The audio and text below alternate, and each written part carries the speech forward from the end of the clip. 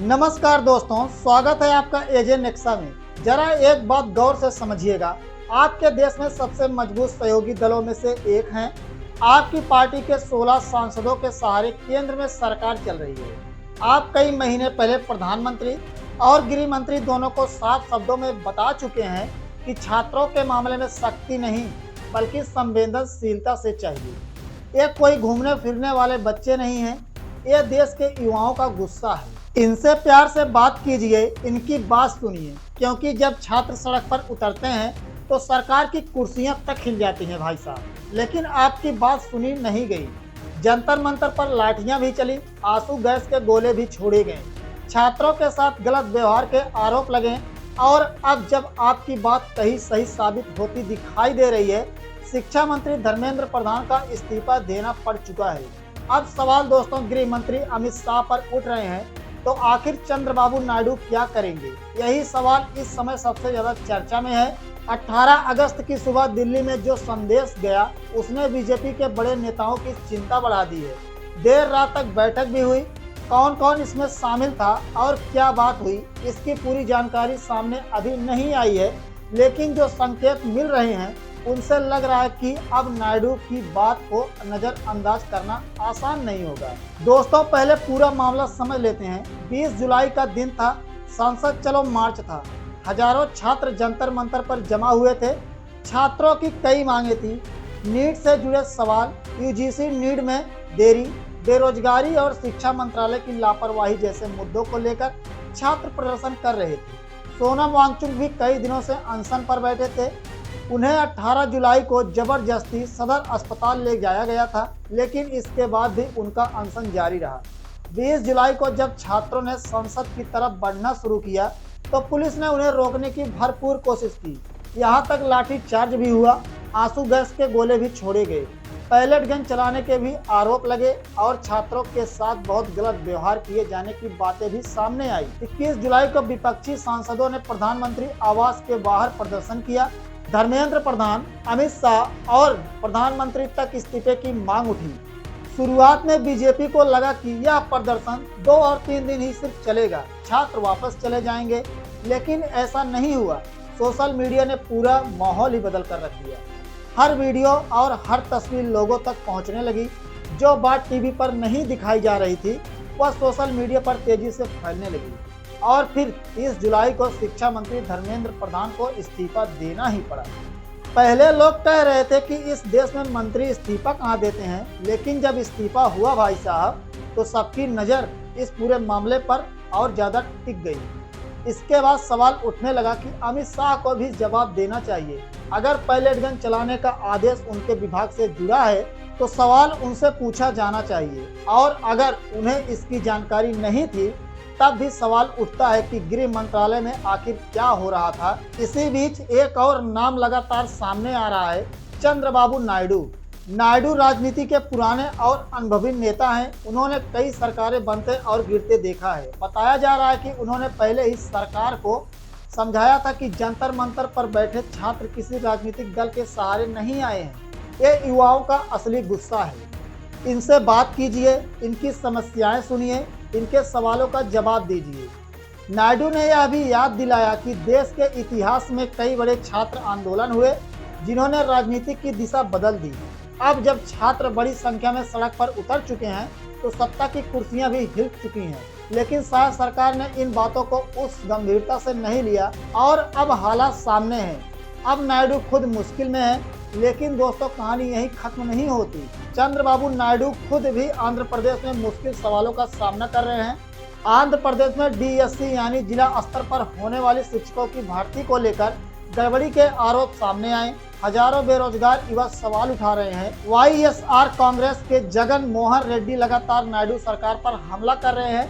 और सबसे बड़ी बात यह है दोस्तों कि आंध्र प्रदेश के शिक्षा मंत्री नारा लोकेश जो चंद्रबाबू नायडू के बेटे हैं, यानी सवाल दिल्ली में उठे तो अमित शाह के लिए भी परेशानी बनी है, और वही सवाल आंध्र प्रदेश में उठे तो नायडू परिवार के लिए परेशानी बन गई। जगन मोहन रेड्डी की पार्टी लगातार प्रदर्शन कर रही है। गवर्नर से मुलाकात की गई, जिला मुख्यालयों पर कार्यक्रम किए गए, अलग अलग विधानसभा क्षेत्रों में रैलियां की गई और सरकार पर लगातार दबाव बनाया जा रहा है। ऐसे में नायडू के सामने भी बड़ा सवाल है दोस्तों, अगर वह केंद्र सरकार पर दबाव नहीं बनाएंगे तो आंध्र प्रदेश में जनता के सवालों का जवाब कैसे देंगे। इसी वजह से माना जा रहा है कि नायडू अब केंद्र सरकार पर दबाव बढ़ा रहे हैं। अमित शाह को लेकर भी बड़ा सवाल है दोस्तों। संदेश काफी साफ बताया जा रहा है दोस्तों कि या तो अमित शाह कुछ समय के लिए गृह मंत्रालय से हट जाएं या उनका मंत्रालय बदल दिया जाए, या फिर कुछ समय के लिए वह जिम्मेदारी से दूर रहें और जब माहौल शांत हो जाए तो वापस न आए। नायडू के सामने सबसे बड़ी चिंता सरकार को बचाना रखना भी है। अगर सरकार को बचाने के लिए किसी एक पद में बदलाव करना पड़े तो क्या यह फैसला लिया जा सकता है? यही सवाल अब राजनीतिक गलियारों में तेजी से गूंज रहा है। लेकिन बीजेपी के अंदर अमित शाह से जाकर यह बात कौन कहेगा? कौन उन्हें बताएगा कि माहौल बदल रहा है? यही वजह है कि पूरा दबाव अब नायडू पर दिखाई दे रहा है। 18 अगस्त की सुबह जो संदेश गया वह पहले के मुकाबले ज्यादा साफ बताया जा रहा है। अब आगे फैसला लेना होगा। दोस्तों, यहाँ एक बात समझना बहुत जरूरी है, केंद्र सरकार के लिए नंबर बहुत मायने रखती है। टीडीपी के पास 16 सांसद हैं। यही वजह है कि चंद्रबाबू नायडू की पार्टी केंद्र सरकार के लिए बहुत जरूरी सहयोगी है।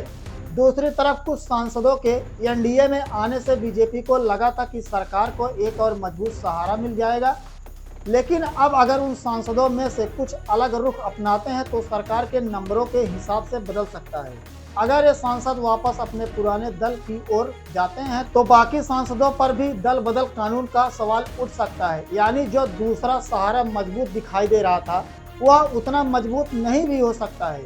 ऐसे में नायडू की 16 सांसदों वाली पार्टी का महत्व और भी बढ़ जाता है। नायडू अभी सरकार से अलग नहीं हुए हैं, लेकिन उनका दबाव जरूर बढ़ रहा है। इसीलिए 18 अगस्त की देर रात हुई बैठक को भी काफी महत्वपूर्ण माना जा रहा है। इसी बीच एक सर्वे की चर्चा सामने आई है। सर्वे में दावा किया गया कि अगर आज लोकसभा चुनाव हो जाए तो बीजेपी को सरकार बनाने में मुश्किल हो सकती है और इंडिया गठबंधन को बहुमत मिल सकता है। खासकर उत्तर प्रदेश को लेकर इसमें सबसे बड़े बदलाव के संकेत बताए गए।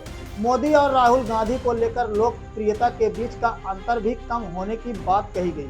अगर बीजेपी के अंदर भी इन आंकड़ों को गंभीरता से देखा जाए तो यह पार्टी के लिए चिंता की बात हो सकती है। अब राजस्थान की बात करें तो जब अमित शाह वहां पहुंचे तो उससे पहले छात्रों को हिरासत के लिए जाने की खबर सामने आई। पुणे में भी कांग्रेस के युवा नेताओं को थाने में रखने और उनके मोबाइल फोन लिए जाने की खबर सामने आई थी। यानी गृह मंत्री जहां जाते हैं वहां विरोध करने वालों को पहले ही रोकने की कोशिश दिखाई देती है।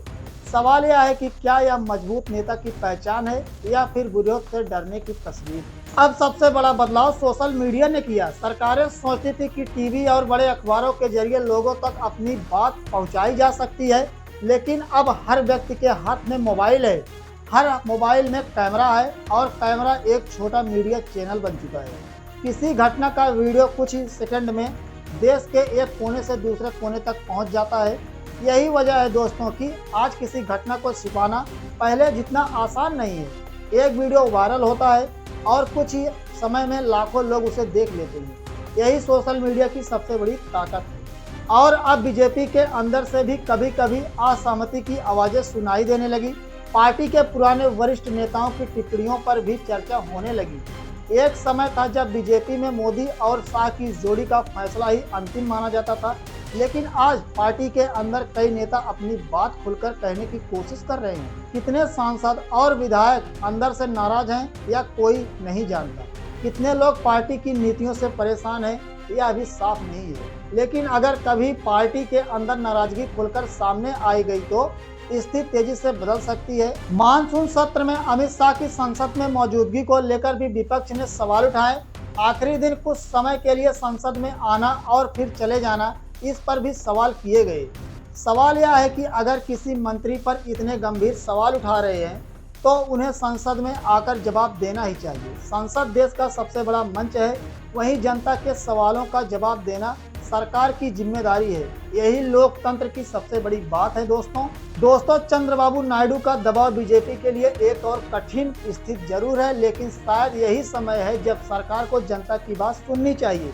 अगर जनता के सवालों का नजरअंदाज किया गया, अगर छात्रों की आवाज को हल्के में लिया गया और अगर सरकार अपने फैसले पर फिर से विचार नहीं किया तो आने वाले समय में इसका असर चुनाव पर पड़ सकता है। नायडू का संदेश साफ बताया जा रहा है, थोड़ा झुक जाइए, थोड़ा नरम पड़ जाइए, जनता की बात सुनिए, क्योंकि अगर समय रहते बात नहीं संभाली गई तो स्थिति और बड़ी हो सकती है।